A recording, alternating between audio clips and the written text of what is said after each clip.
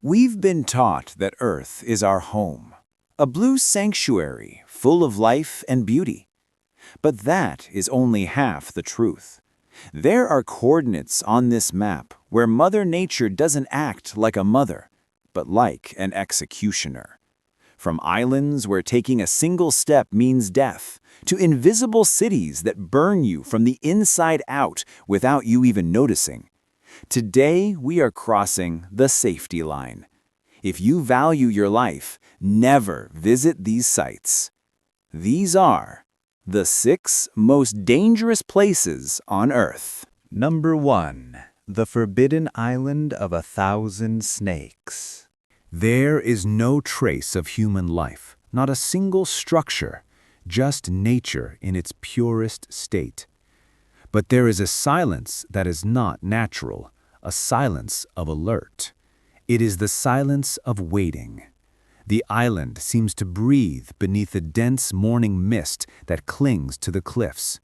On every square meter of this immaculate beauty, danger lurks, invisible and lethal. This place is known as Ilha da Queimada Grande, the island of the Great Burning. The name of the island, Queimada Grande, comes from failed attempts in the past, perhaps over 100 years ago, to burn its dense undergrowth. The goal was as desperate as it was simple. Clear the land to install a banana plantation, or, according to legend, a lighthouse. But the fire could never conquer the jungle, and the jungle is not empty. It is an unequaled sanctuary, a closed ecosystem. Inside, the undergrowth twists upon itself, forming a dark labyrinth. Moss covers the rocks and roots, and everything looks wet, sticky. It is a place where the sun rarely touches the ground. Approximately 11,000 years ago, rising sea levels separated this small piece of land from the South American continent.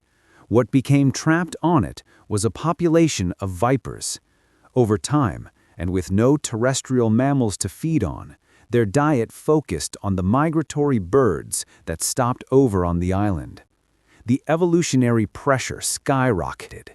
The original snake, the Botrops insularis, had to become faster and more lethal. Its venom became exponentially more potent, evolving to cause an almost instant death. Why? To prevent the winged prey, once bitten, from flying far and falling into the vast ocean, getting lost as food. A natural survival process that made it the most efficient predator in its habitat. There is a story, almost a modern myth, that underscores the terror of the island. It is said that up until the early 1920s, a lighthouse keeper lived with his family on top of the cliff. One night, an unknown number of these snakes managed to enter the house. While attempting to flee toward the supply boat, the family was ambushed. The legend, which endures in the nearby fishing villages, recounts that the last one to die was the lighthouse keeper, found days later with traces of bites all over his body. A silent testimony to the price of inhabiting the forbidden land. The lighthouse is now fully automated and is only visited by the Brazilian Navy once a year. They know it is better not to step on the ground more than absolutely necessary. Scientists who venture to obtain samples, always with the explicit permission of the government and an emergency medical team on standby, do so with the certainty that the danger is imminent and constant. Estimates have been made, some of them chilling. In the densest points of the forest, it is believed there is one venomous snake for every square meter of land.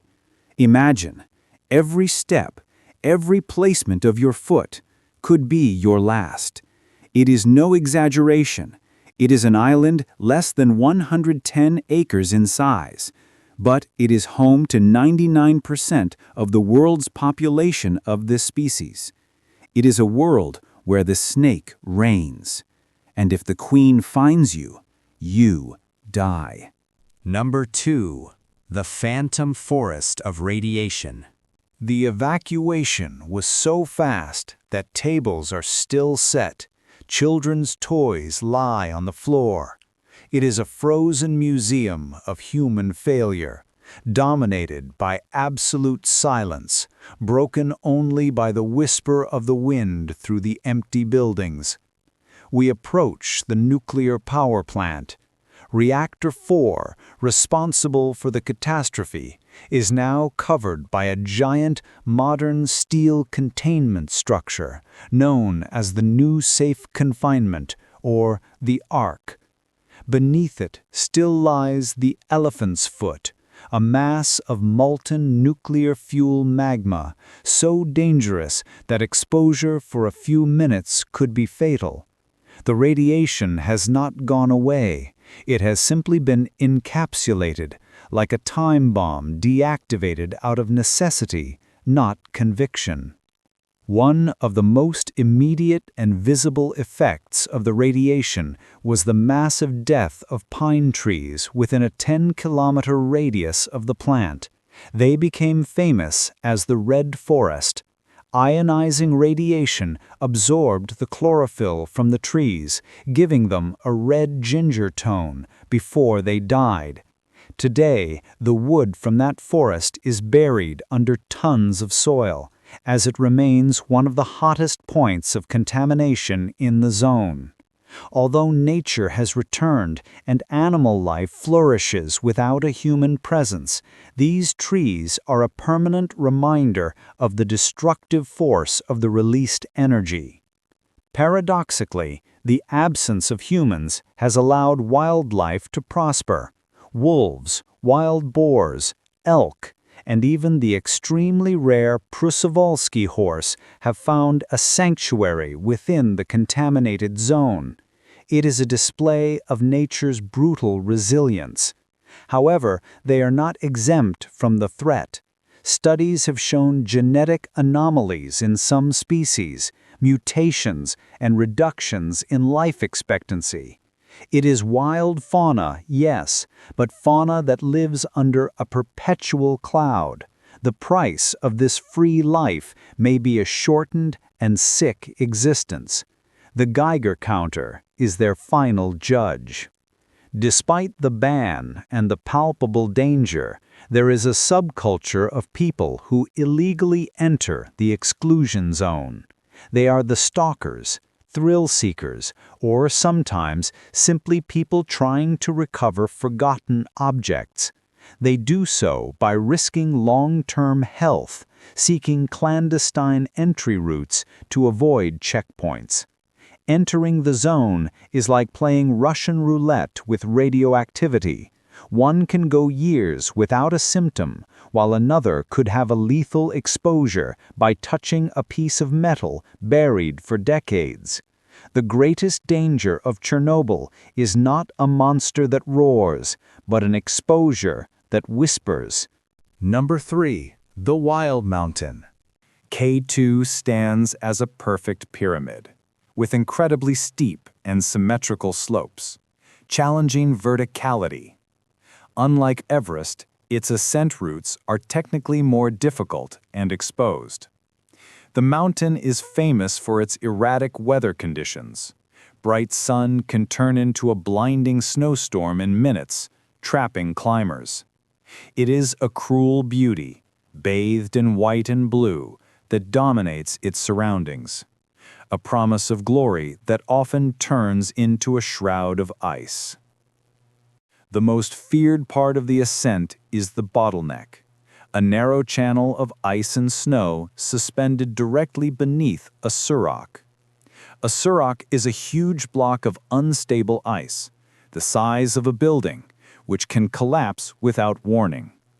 Climbers must pass under this imminent threat, in the death zone, where oxygen is so scarce that the brain begins to die.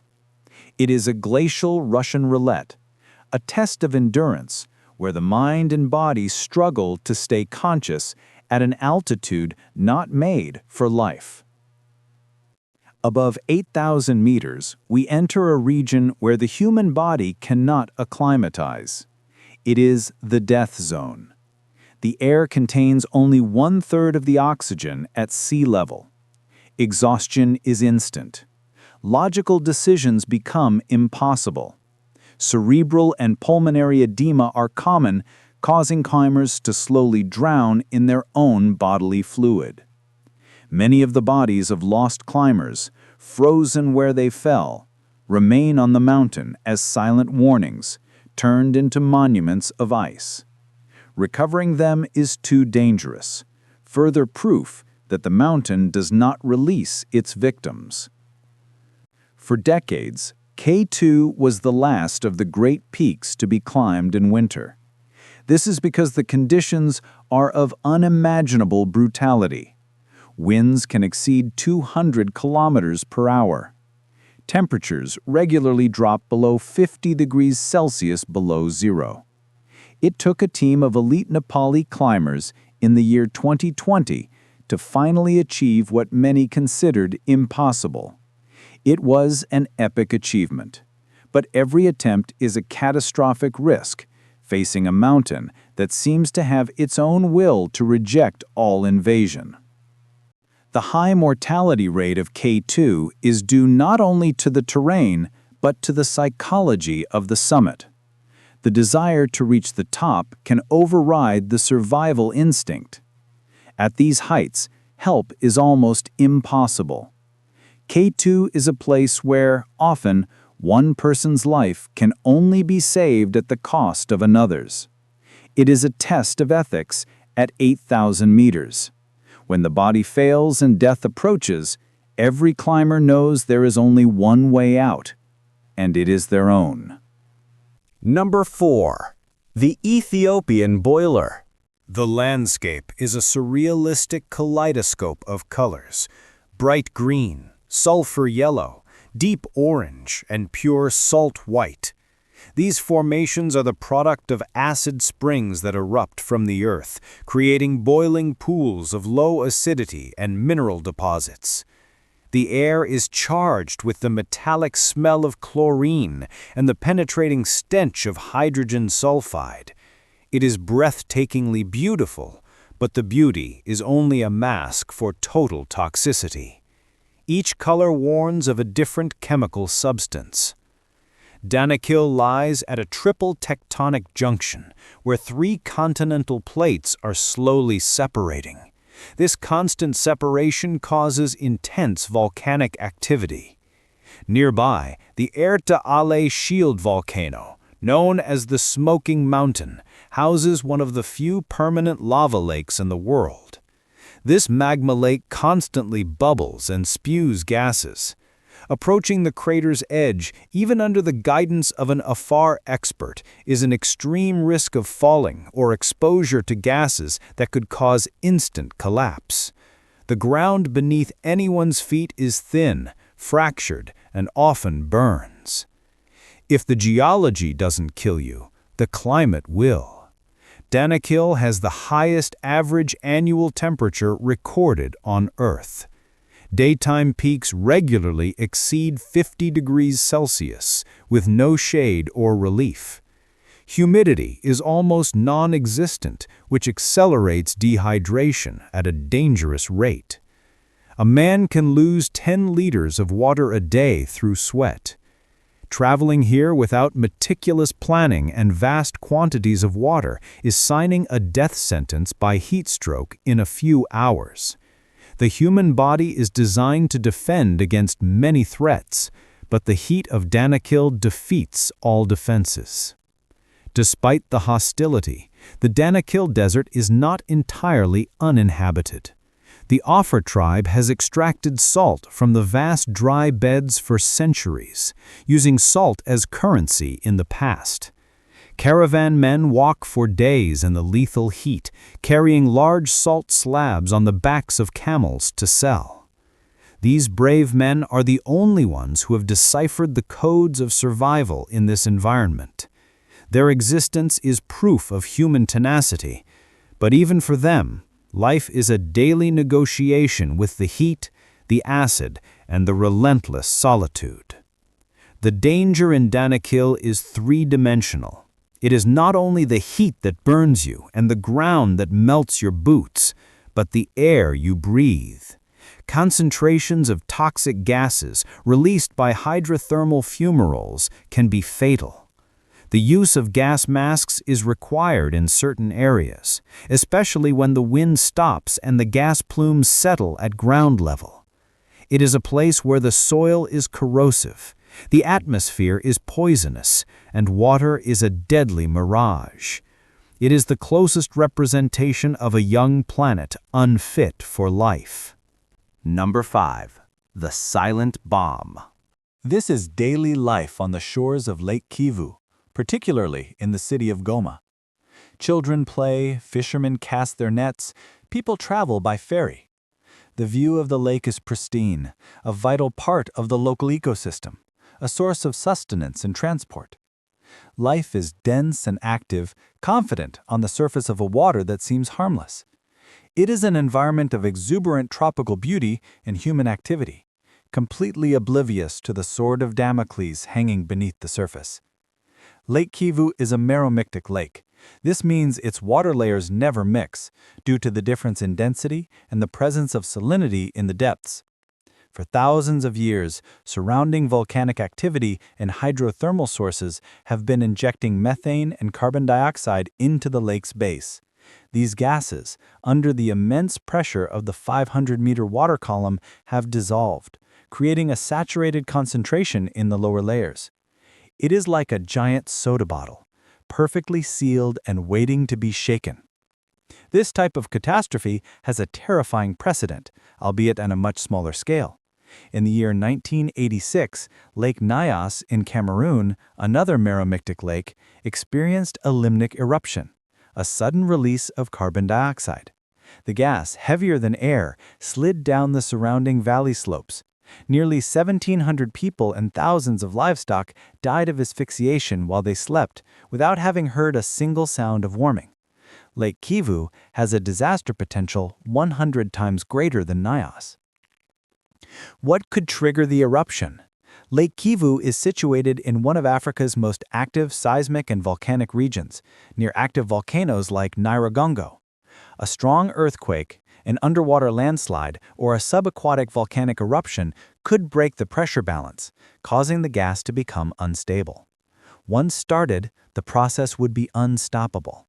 A massive column of gas would rise to the surface, releasing the vast reserves of carbon dioxide, which would rapidly spread over the ground, asphyxiating every living thing in the area. There is a hopeful, yet risky side to the methane gas. The methane at the bottom of the lake is a huge reservoir of unused energy. Both Rwanda and the DRC have started projects to extract the methane gas in a controlled manner and use it to generate electricity. The process, if managed safely, not only provides a vital energy source for the region, but also reduces the concentration of the explosive gas, alleviating the pressure of the bomb. It is a race against time. Extract the energy before the lake decides to unleash its wrath. It is a dangerous alliance between human necessity and imminent catastrophe. Number 6. The highway of death. In most of the world, traffic is on the right. But on this road, the rule was to drive on the left. This rule is not a cultural idiosyncrasy, but a desperate safety measure. Driving on the left edge allows the driver, looking out their window, to calculate the exact distance to the abyss, a crucial vision when passing another vehicle. Furthermore, ascending vehicles, closer to the wall, have the right of way over descending vehicles, which must yield the edge. The necessity of such a macabre rule underscores the inherent danger of every centimeter of this road. The dangers of the design are multiplied by the elements. Tropical rains are frequent and intense, turning the road into a slippery mud slope where traction is nearly impossible. Water from nearby waterfalls flows directly onto the roadway, acting as a deadly lubricant. Fog rising from the valley can become so dense that visibility is reduced to zero, forcing drivers to advance centimeter by centimeter. In these conditions, a small miscalculation, a sudden break, becomes a one-way ticket to the void. The death toll on this road was so high that in the year 2006, a new paved and safe route was inaugurated bypassing the most dangerous sections. This drastically reduced the use of the youngest road for commercial and passenger traffic. However, the old road has not been abandoned. It is now an attraction for mountain bikers and adventurers who seek the adrenaline of the danger that was once mandatory. The vehicles have changed, but not the risk. The precipice is still waiting for the distracted victim. Along the road, small monuments, crosses, and altars mark the spots where trucks, buses, and cars plunged into the abyss. They are somber reminders of the human cost of this path. Each cross represents a life lost, a failure of engineering against the brutal majesty of nature. The road of death is the epitaph of the people who died for lack of alternatives, and now a trophy for those who seek a danger that should no longer exist. The road is still there, inactive, but ready to claim its next life if given the chance. We have traveled to 6 places where the planet refuses to submit. From the forbidden island of 1,000 snakes, to the mortal whisper of Chernobyl, to from the deadly breath of K2, to the boiling caldera of Danakil. And from the dormant gas bomb of Lake Kivu to the concrete trap of the road of death. Each of these places is a mirror. It reflects the limits of science, engineering, and above all, the fragility of human life. These places are not myths, they are real dangers. And they all remind us of a fundamental truth. There are frontiers that man must learn not to cross, because the earth always has the last word.